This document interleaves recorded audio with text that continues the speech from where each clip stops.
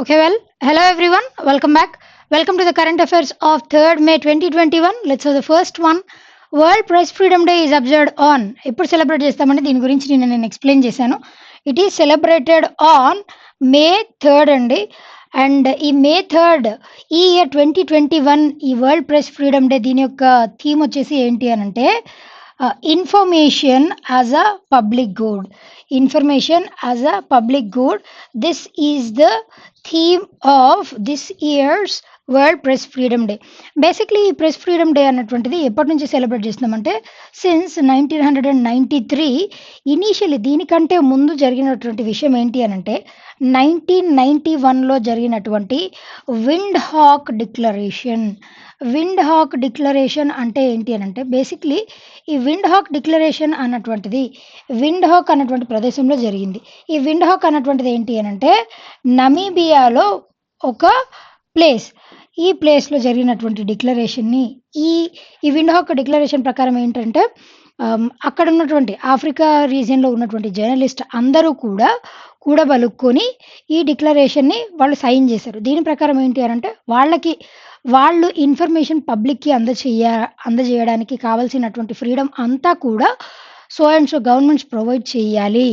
మనకున్నటువంటి హక్కులు మనం పరిరక్షించుకోవాలి. ఏ విధంగా పరిరక్షించుకోవాలని వాళ్ళు కొన్ని గైడ్ లైన్స్ని రూపొందించుకున్నారు. అదే విండ్ హాక్ డిక్లరేషన్. ఆ డిక్లరేషన్ ప్రకారం ప్రతి సంవత్సరం కూడా వరల్డ్ ప్రెస్ ఫ్రీడమ్ డేని ఎందుకు సెలబ్రేట్ చేస్తామంటే 2 రీజన్స్ అండి. ఒకటి, వీళ్ళకు ఉన్నటువంటి రైట్స్ సంరక్షించుకోవడానికి they can raise their voice. అదేవిధంగా ఇంకొకటి ఏంటి అని అంటే గత సంవత్సరంలో జర్నలిస్టులు ఎంతమంది ఇన్ఫోని డెలివర్ చేస్తూ చనిపోయారో వాళ్ళందరినీ కూడా స్మరించుకుంటూ ఈ డేని సెలబ్రేట్ చేసుకుంటాం. These are the 2 reasons for which we celebrate world press freedom day. అదేవిధంగా వేరే ఆప్షన్స్ విషయానికి వస్తే మే 1st వచ్చేసి international labour day is celebrated. దీని గురించి నిన్నటి క్లాస్లో మనం ఎక్స్ప్లెయిన్ చేసుకున్నాం. అదేవిధంగా మే 7th వచ్చేసరికి it is world athletics day. World athletics day that is on May 7th. అదేవిధంగా మే 8th వచ్చేసి వరల్డ్ రెడ్ క్రాస్ డే. ఇంకొకటి ఏంటి అని అంటే వరల్డ్ థలసీమియా డే. ఇది one of the diseases when time arrives we could explain. World thalassemia day కూడా May 8th celebrate చేస్తాం. అదేవిధంగా మే 11th వచ్చేసి వాట్ ఈజ్ ఇట్స్ ఇంపార్టెన్స్ అని అంటే national technology day. National technology day వచ్చేసి మే 11th సెలబ్రేట్ చేస్తాం. These are several other important days that are celebrated in the month of May. Clear కదండి, right? Next one. See, who among the following has presented the 29th Yudhvir Memorial Award to Dr. Evita Fernandez? Who is he? He is our Vice President అయినటువంటి వెంకయ్య నాయుడు గారు Fernandes గారికి Yudhvir memorial అవార్డుని present చేశారు. అది కూడా ఎలా అనంటే ఫిజికల్గా కాదండి, but he has presented virtually. అసలు ఈ యుద్ధవీర్ అన్నటువంటి పర్సన్ ఎవరు అనంటే యుద్ధవీర్ అన్నటువంటి person he was a freedom fighter. అదేవిధంగా దీనితో పాటు ఈయన ఆనెస్ట్గా ఆయనకి తెలిసినటువంటి ఇన్ఫోని జర్నలిస్టులు ఏ విధంగా అయితే ఆనెస్ట్గా ప్రాపగేట్ చేస్తారో ఆ విధంగా ఈయన one of the honest journalist అని కూడా చెప్పొచ్చు. అదేవిధంగా క్విట్ ఇండియా మూవ్మెంట్లో పార్టిసిపేట్ చేశారు. చాలా మూమెంట్స్లో ఈయన మన నేషనల్ మూమెంట్లో జరిగినటువంటి దానికి సంబంధించి జరిగినటువంటి మూమెంట్స్ మెజారిటీ ఆఫ్ ద ఇన్సిడెంట్స్లో ఈయన పార్టిసిపేట్ చేశారు. ఆ విధంగా ఆయన పేరు మీదుగా ఈ అవార్డ్ని యుద్ధవీర మెమోరియల్ అవార్డ్ని వివిధ రంగాలకి చెందిన వాళ్ళకి అంటే ఆ రంగంలో పర్టిక్యులర్గా ఎవరైతే ఎక్కువ కాంట్రిబ్యూట్ చేస్తారో అలాంటి వ్యక్తులకి అవార్డుని ప్రజెంట్ చేస్తారు. మరి ఫెర్నాండెస్ గారు చేసినటువంటి కాంట్రిబ్యూషన్స్ ఏంటి అని అంటే ఈవిడ మన ఇండియాలో ఉన్నటువంటి ఫెర్నాండెస్ హాస్పిటల్స్కి చైర్పర్సన్. అదేవిధంగా అబ్స్టెరీషియన్ కూడా. బేసిక్లీ ఈవిడ మోర్ దాన్ కొన్ని 2 decades నుంచి కూడా ఈవిడ గైనకాలజీలో ఈవిడకి చాలా ఎక్స్పీరియన్స్ ఉంది. ఆ విధంగా మేజర్గా విమెన్ కోసం ఎక్కువ పాటుపడినటువంటి మహిళ, విమెన్స్ హెల్త్ కొరకు ఎక్కువ పాటుపడినటువంటి మహిళ. అందుకు గాను ఆవిడ చేసినటువంటి సేవకి ప్రతిఫలంగా ఈ యుద్ధవీర్ మెమోరియల్ అవార్డుని ప్రజెంట్ చేశారు. ఇదివరకు కూడా సైనా నెహ్వాల్కి ఈ అవార్డుని ప్రజెంట్ చేశారు. ఇట్లా ఒక కేటగిరీకి మాత్రమే కాదండి, డిఫరెంట్ ఫీల్డ్స్ ఆఫ్ యాక్టివిటీస్కి సంబంధించిన వ్యక్తులకి డిఫరెంట్ పర్సనాలిటీస్‌కి ఎవరైతే అట్‌మోస్ట్ కాంట్రిబ్యూట్ చేస్తారో అలాంటి వ్యక్తులందరికీ కూడా ఈ యుద్ధవీర్ మెమోరియల్ అవార్డ్‌ని ప్రెజెంట్ చేస్తారు. ఈ అవార్డ్ ఎప్పుడు ప్రెజెంట్ చేస్తారంటే ఏప్రిల్ 30న ఈ అవార్డ్ మన వైస్ ప్రెసిడెంట్ అయినటువంటి వెంకయ్య నాయుడు గారు ఈవిడకి ప్రెజెంట్ చేశారు. క్లియర్ కదండి. Right. Next one. See, who among the following has won the Portuguese Grand Prix? Who is he? He is Lewis Hamilton. Basically, he was a UK-based race driver. ఇదివరకు కూడా ఈయన గురించి మనం explain చేసుకున్నాం. ల్యూయిస్ Hamilton గారు రీసెంట్గా జరిగినటువంటి పోర్చుగీస్ గ్రాండ్ ప్రిక్స్ దీంట్లో కూడా he has won. And Portugal capital and currency వచ్చేసి ఏంటండి? Those are Lisbon and the currency is euro. అదేవిధంగా యూకే క్యాపిటల్ కరెన్సీ వచ్చేసి ఏమున్నాయి? Those are London and the currency is pound sterling. Here he has Lewis Hamilton ఎవరిని defeat చేశారనంటే Max Verstappen గారిని defeat చేసి ఈయన టాప్ పొజిషన్లో నిలిచారు. అంటే మ్యాక్స్ వెర్స్టెపెన్ గారు సెకండ్ పొజిషన్లో ఉన్నారు. ఆయన తర్వాత వాల్టెరీ బొట్టాస్ గారు థర్డ్ ప్లేస్లో ఉన్నారు. అదేవిధంగా సెర్జ్ పెరెజ్ గారు ఫోర్త్ ప్లేస్లో అండ్ ల్యాండో నారిస్ గారు ఫిఫ్త్ ప్లేస్లో నిలిచారు ఈ గ్రాండ్ ప్రిక్స్లో. క్లియర్ కదండి. Right. Next one. C which IIT has converted existing nitrogen plant into oxygen generator? What is that IIT? It is IIT Bombay. వాళ్ళు రీసెంట్గా వాళ్ళ దగ్గర ఉన్నటువంటి నైట్రోజన్ ప్లాంట్ని ఆక్సిజన్ ప్లాంట్గా కన్వర్ట్ చేశారు. ఎందుకు అని అంటే మనందరికీ తెలిసిన విషయమే, ఈ కోవిడ్-19 సెకండ్ వేవ్లో మనందరికీ ఏర్పడినటువంటి కొరత. వన్ థింగ్ వ్యాక్సిన్, ఇంకొకటి ఏంటి అని అంటే ఆక్సిజన్. ఈ రెండు కొరత ఏర్పడింది. అండ్ వ్యాక్సినేషన్ గురించి అయితే central government will take care. వేరాజ్ in the case of oxygen కొరత గురించి అయితే ఇప్పటికే ఆల్రెడీ 14 డిఫరెంట్ ఇండస్ట్రీస్ దీనికి సంబంధించి మనం ఆక్సిజన్ని ఏ విధంగా ఇంప్రూవ్ చేయొచ్చు, ఈ ఆక్సిజన్ ప్రొడక్షన్ని. అలా కాకుండా మనకున్నటువంటి రిసోర్సెస్ని వాడుకొని మనం ఆక్సిజన్ని ఎలా డిరైవ్ చేయొచ్చు, వీటిని బేస్ చేసుకొని ఇప్పటికే టోటల్గా 14 ఇండస్ట్రీస్, మన భారతదేశంలో ఉన్నటువంటి 14 ఇండస్ట్రీస్ ఆల్రెడీ ఆక్సిజన్ ప్రొడక్షన్ని స్టార్ట్ చేశాయి. ఈ ఐఐటి బాంబే వాళ్ళు ఏం చేశారనంటే టాటా ఇంజనీరింగ్ సర్వీసెస్ లిమిటెడ్ వీళ్ళతో కొలాబరేట్ అయ్యి అక్కడ ఆల్రెడీ ఐఐటి బాంబేలో ఉన్నటువంటి నైట్రోజన్ ప్లాంట్ దానిని యూటిలైజ్ చేసుకొని దీంట్లో కూడా యూజ్ చేసేటువంటి టెక్నాలజీ ఏంటి అని అంటే ప్రెషర్ని కంప్రెస్ చేసి ఆ నైట్రోజన్ గ్యాస్ని కంప్రెస్డ్ ప్రెషర్ ఆక్సిజన్ గ్యాస్గా కన్వర్ట్ చేయడం. ఈ విధంగా వాళ్ళకు ఉన్నటువంటి నైట్రోజన్ ప్లాంట్ని దానిని ఆక్సిజన్ తయారీకి యూటిలైజ్ చేసుకుంటున్నారు. దాంట్లో అట్లా యూటిలైజ్ చేసినటువంటి మొట్టమొదటి ఐఐటి వచ్చేసి it is Indian Institute of Technology Bombay. Clear కదండి. Right. Next one. So what is India's rank in the ICC ODI rankings? మన భారతదేశం యొక్క ర్యాంక్ ఎంతండి? It is 3rd rank. First పొజిషన్లో నిలిచినటువంటి దేశం ఏది అని అంటే ఇట్ ఈస్ న్యూజిలాండ్ అండి. సెకండ్ పొజిషన్లో ఏది ఉంది అని అంటే సెకండ్ పొజిషన్ వచ్చేసి ఆస్ట్రేలియా రెండవ స్థానంలో ఉంది. బేసిక్గా అసలు ఈ ర్యాంకింగ్స్ అనేవి ఏంటి అని అంటే గత మే 2020 నుంచి ఈ ఇయర్ వరకు ఎన్ని మ్యాచెస్ అయితే ఆడారో ఆ మ్యాచెస్లో వాళ్ళు సాధించినటువంటి విజయాలు దానిని అంచనా వేసుకొని 100% వాళ్ళ యొక్క సక్సెస్ రేట్, అదేవిధంగా వాళ్ళు లూజ్ అయినటువంటి మ్యాచెస్ వాటిని కన్సిడర్ చేసి 100% దానిని బేస్ చేసుకుంటారు.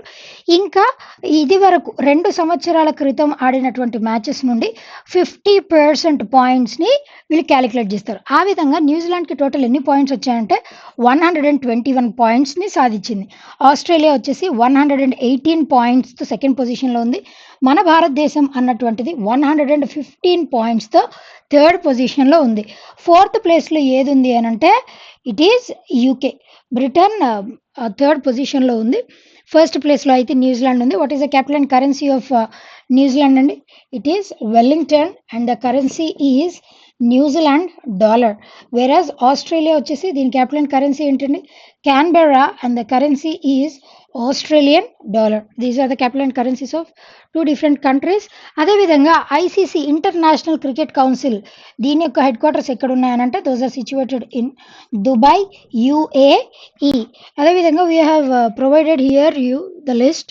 మెన్స్ టెస్ట్ టీమ్ ర్యాంకింగ్లో భారతదేశం యొక్క ర్యాంక్, ఓడిఐలో ఎంత ర్యాంక్ వచ్చింది T20 ఇన్నింగ్స్‌లో, విమెన్స్ ఓడిఐ ర్యాంకింగ్స్‌లో, అదేవిధంగా విమెన్స్ T20 ఇంటర్నేషనల్‌లో ఉన్నటువంటి ర్యాంకింగ్స్. మెన్స్ టెస్ట్ టీమ్ ర్యాంకింగ్స్‌లో అయితే భారతదేశం టాప్‌లో ఉంది. మెన్స్ ఓడిఐ టీమ్ ర్యాంకింగ్స్‌లో అయితే న్యూజిలాండ్ టాప్‌లో ఉంది ఇందాక నేను చెప్పుకున్నట్టు. మెన్స్ T20 ఇంటర్నేషనల్ అయితే England, sorry it is not UK but England. అదేవిధంగా విమెన్స్ ఓడిఐ ర్యాంకింగ్స్‌లో అయితే ఆస్ట్రేలియా టాప్‌లో ఉంది. విమెన్స్ T20 ఇంటర్నేషనల్‌లో కూడా ఆస్ట్రేలియానే టాప్ పొజిషన్‌లో ఉంది. ఈ విధంగా మన భారతదేశం టెస్ట్ టీమ్, మెన్స్ టెస్ట్ టీమ్‌లో, మెన్స్ ఓడిఐలో, మెన్స్ T20లో, అదేవిధంగా మెన్స్ ఓడిఐ ర్యాంకింగ్స్‌లో women's ODI, women's T20 international ర్యాంకింగ్స్‌లో ఏ పొజిషన్‌లో ఉంది అన్నది కూడా వన్స్ మనం చూసుకుంటే it would be beneficial for us. Clear కదండి? Right. Next one. See, who among the following has been appointed as the new Chief Secretary of Bihar? Who is he? He is Tripurari Sharan గారు రీసెంట్గా బీహార్కి సిఎస్గా appoint అయ్యారు. Earlier కూడా నేను మీకు చెప్పానండి, chief సెక్రటరీస్కి cabinet సెక్రటరీస్కి ఉన్నటువంటి difference ఏంటి అని అంటే, చీఫ్ సెక్రటరీస్ అయినా క్యాబినెట్ సెక్రటరీస్ అయినా ఐఏఎస్ ఆఫీసర్సే ఉంటారు. వాళ్ళకు ఇచ్చేటువంటి హైయెస్ట్ డెసిగ్నేషనే క్యాబినెట్ సెక్రటరీ, అది సెంటర్ లెవెల్లో ఉంటుంది. Where as in the case of chief secretaries state లెవెల్లో వాళ్ళని చీఫ్ సెక్రటరీస్గా అపాయింట్ చేస్తారు. ఇక్కడ రీసెంట్గా అరుణ్ కుమార్ సింగ్ గారు బీహార్కి సిఎస్గా COVID-19 వల్ల చనిపోయారు. ఆయన ప్లేస్లో ఆయన చనిపోయిన తర్వాత త్రిపురి శరణ్ గారిని బీహార్కి సిఎస్గా అపాయింట్ చేశారు. అదేవిధంగా వేరే ఆప్షన్స్ విషయానికి వస్తే నీలం సహాని గారు వచ్చేసి ఆంధ్రప్రదేశ్కి చీఫ్ సెక్రటరీగా ఉన్నటువంటి పర్సన్ అండి. సోమేష్ కుమార్ గారు వచ్చేసి తెలంగాణకి చీఫ్ సెక్రటరీగా ఉన్నటువంటి వ్యక్తి. విశ్వాస్ మెహతా గారు కేరళకి చీఫ్ సెక్రటరీగా పనిచేస్తున్నటువంటి వ్యక్తులు. ఈ విధంగా డిఫరెంట్ పర్సనాలిటీస్ డిఫరెంట్ స్టేట్స్కి చీఫ్ సెక్రటరీస్గా సర్వ్ చేస్తున్నారు. క్లియర్ కదండి? రైట్. Next one.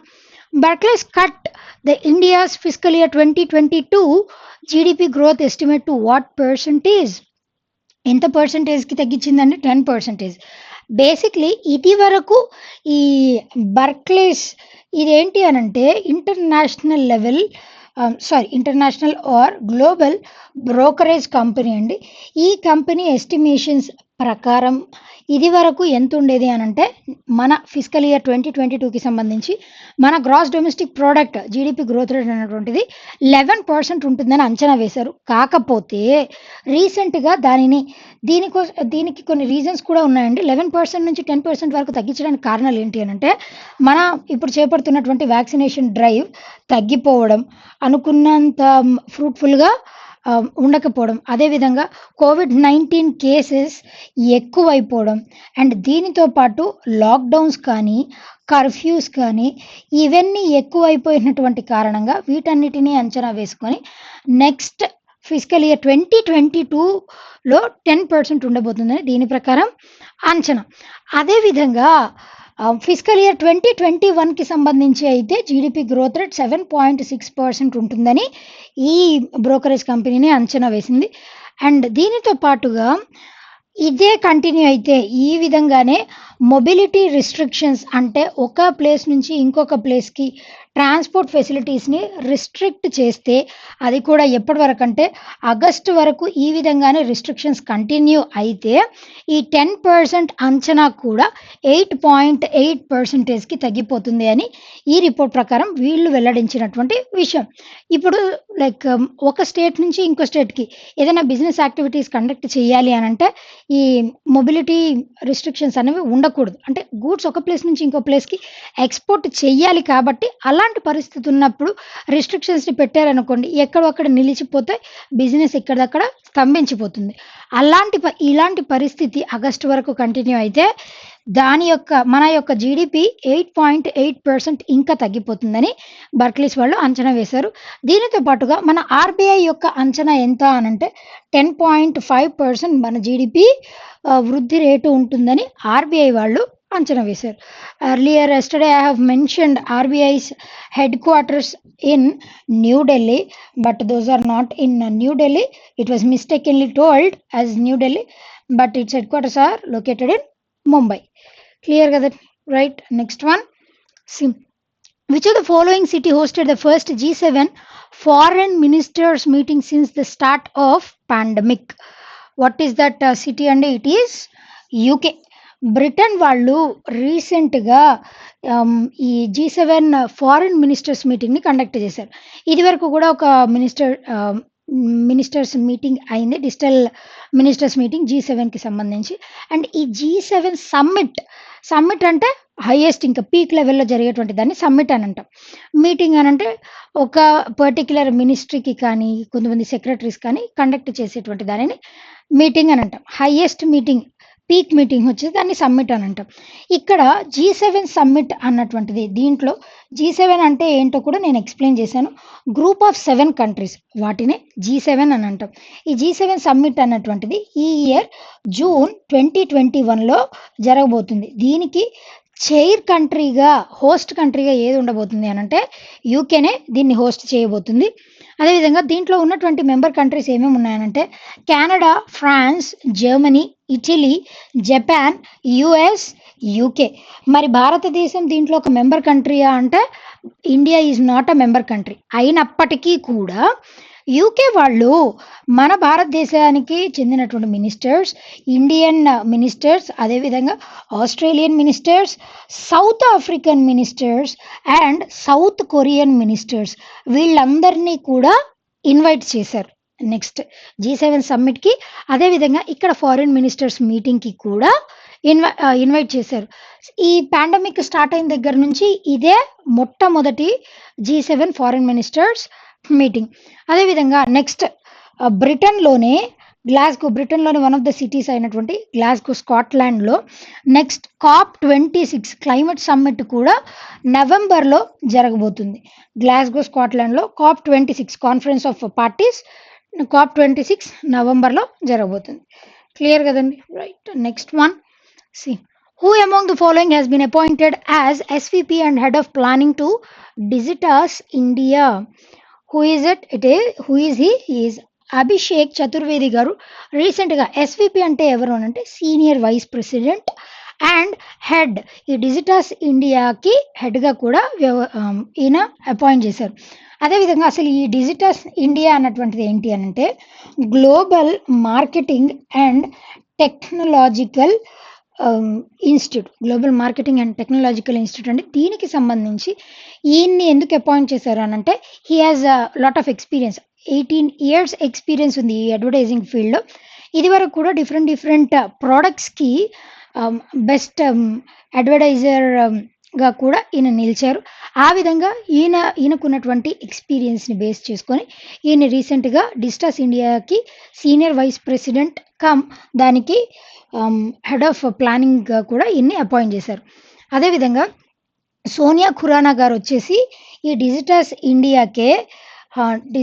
ఇండియాకి చీఫ్ ఆపరేటింగ్ ఆఫీసర్గా ఉన్నటువంటి వ్యక్తి. అదేవిధంగా ఉన్ని కృష్ణన్ గారు ఈ డిజిటాస్ ఇండియాకి సిఇఓగా ఉన్నారు.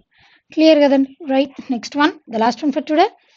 C colonel doctor Moses Beatus Mulala has passed away recently due to COVID-19. He was the defense advisor of which country? What is that country? And it is Tanzania. Tanzania capital and currency వచ్చేసి ఏమున్నాయండి? Those are Dodoma and the currency is Tanzanian shilling. These are the capital and currency of Tanzania. Basically ఈ COVID-19 వల్ల చనిపోయినటువంటి మొట్టమొదటి డిప్లొమాట్స్లో ఈయనే first diplomat అండి. It is also very important. COVID-19 వల్ల ఏ familiar personality చనిపోయినా కూడా అది న్యూసే. కాకపోతే మన భారతదేశంలో మొట్టమొదటి డిప్లొమాట్ అంటే ఈయన డిఫెన్స్ అడ్వైజర్ ఫర్ టాంజానియానే. కాకపోతే మన భారతదేశంలో చనిపోయినటువంటి ఇతర దేశానికి సంబంధించి మన భారతదేశంలో చనిపోయినటువంటి మొట్టమొదటి డిప్లొమాట్ ఎవరు అనంటే ఇట్ ఈస్ కొల్లల్ మోసెస్ గారు. అండ్ COVID-19 అటాక్ అయినప్పుడు బేస్ హాస్పిటల్కి షిఫ్ట్ చేశారు న్యూఢిల్లీకి. అయినప్పటికీ కూడా ఆయన్ని కాపాడలేకపోయారు. That is regarding him. Clear కదండి? Right. Okay, well, that's all for today. We'll be meeting again tomorrow. Until then, be fit, be consistent, and thank you.